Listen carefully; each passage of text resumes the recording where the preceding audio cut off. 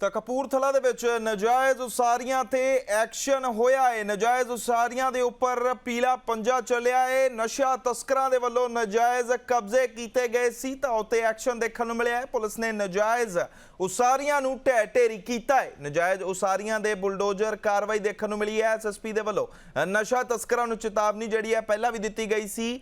ਕਾਲੀ ਕਮਾਈ ਦੇ ਨਾਲ ਉਸਾਰੇ ਮਹਿਲ ਜਿਹੜੇ ਨੇ ਢਾਏ ਜਾਣਗੇ, ਪਰ ਉਹਨਾਂ ਨੇ ਇਹ ਬਿਲਕੁਲ ਵੀ ਗੱਲ ਤੇ ਗੌਰ ਨਹੀਂ ਕੀਤਾ ਤੇ ਇਹਨਾਂ ਦਾ ਹੁਣ ਮਹਿਲ ਜਿਹੜਾ ਇਹ ਢਾ ਦਿੱਤਾ ਗਿਆ ਹੈ। ਨਜਾਇਜ਼ ਉਸਾਰੀ ਕੀਤੀ ਗਈ ਹੈ। ਨਸ਼ਾ ਤਸਕਰ ਸਨ ਜਿਨ੍ਹਾਂ ਦੇ ਘਰ ਤੇ ਇਹ ਬੁਲਡੋਜ਼ਰ ਐਕਸ਼ਨ ਦੇਖਣ ਨੂੰ ਮਿਲਿਆ ਹੈ ਕਪੂਰਥਲਾ ਵਿਖੇ।